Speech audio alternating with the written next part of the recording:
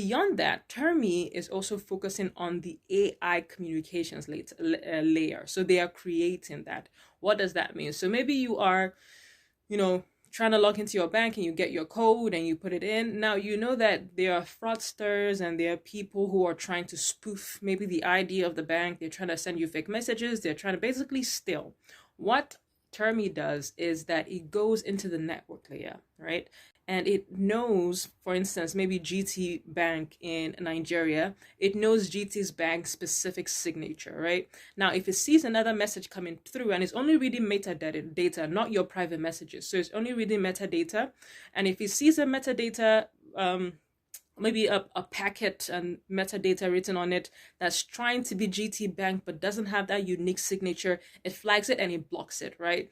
In a world where where fraud is being AI enabled, having something like Termii is important. And I think beyond that, what we're really hearing, right, from the two things we've talked about is the fact that now we're getting to a point where we're thinking beyond apps, right? We're thinking beyond the next script writer or the next fintech, which are important, but now we're thinking about the infrastructure behind actually being competitive, actually being long-term and sustainable. That's something I'm pretty excited about, looking forward to trying to see how it will execute.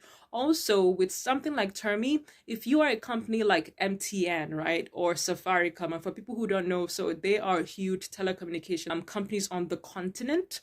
This is a tool or a startup that you're looking to acquire. So acquisitions have been going on and they're part of the conversation on the continent. So I'll be interested to see how this plays out in the next year.